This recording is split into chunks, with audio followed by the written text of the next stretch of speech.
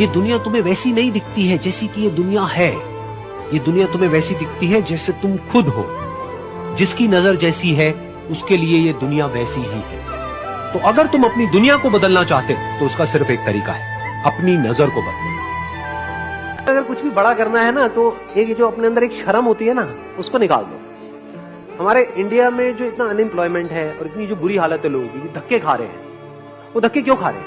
अरे शर्म आती है काम करने में, ये मेरे लेवल का काम नहीं है। समझ, ये इंडिया में बहुत बड़ी प्रॉब्लम है। सबसे बड़ा रोग बिजनेस में अगर कुछ, हाँ सबसे बड़ा रोग क्या कहेंगे लोग, ये इंडिया में ज्यादा है। बाहर चाहे आप छोटा काम कर रहे हो चाहे बड़ा काम कर रहे हो, तो फर्क नहीं पड़ता है। अगर कोई गरीब घर में पैदा हुआ है तो उसको ये नहीं सिखाया जाएगा कि अमीर कैसे होते हैं, उसको ये सिखाया जाएगा कि गरीबी में जीते कैसे हैं, गरीबी में एडजस्ट कैसे करते हैं, गरीबी में गुजारा कैसे करते हैं। और उसको जितने भी डायलॉग सुनने को मिलेंगे सुबह से रात तक, वो सारे ऐसे ही होंगे जो इसी बात को और पक्का करते चले जाएंगे और रीइंफोर्स करते चले जाएंगे कि जितनी चादर है उतने ही पैर फैलाओ। मतलब क्या कि अगर आप गरीब हो तो गरीबी में ही गुजारा करना सीखो, अपनी चादर को बड़ा मत करो। हवा में अगर जिंदगी में आप सफल होना चाहते हैं, अगर जिंदगी में आप सफल होना चाहते हैं, कभी किसी सफल व्यक्ति की निंदा ना करें।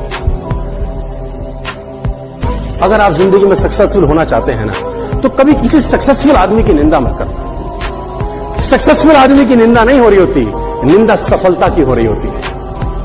और वो सफलता देख रही होती है कि साला निंदनीय काम कर रहा है, इसके पास जाने का कोई अधिकार नहीं। कभी भी जीवन के अंदर सफल आदमी की निंदा मत करना। मेरी एक बात गांठ बांध दीजिए आप। डेफिनेशन सफलता की यह है कि बाप अपने घर जाए, अपने बच्चों से पूछे कि तुम बड़ा होकर क्या बनना चाहते हो, और बच्चा बाप का नाम ले ले तो वो सफल है।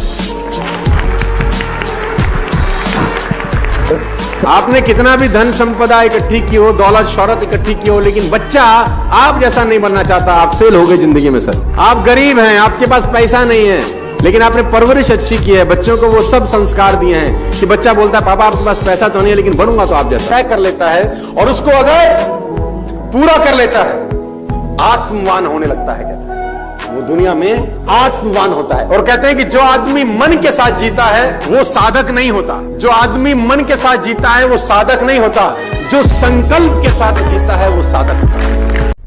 माय डियर फ्रेंड्स, जिंदगी में रोना मत। वो कहते हैं कि साहिल के तमाशाई आप पे हंसते तो रहेंगे और दुखी भी हो जाएंगे, लेकिन कभी इमदाद नहीं करेंगे जीवन में।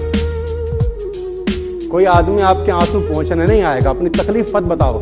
80% लोगों को आपकी तकलीफों से कोई दिक्कत नहीं है और 20% लोग खुश हैं कि तुमको तकलीफ है।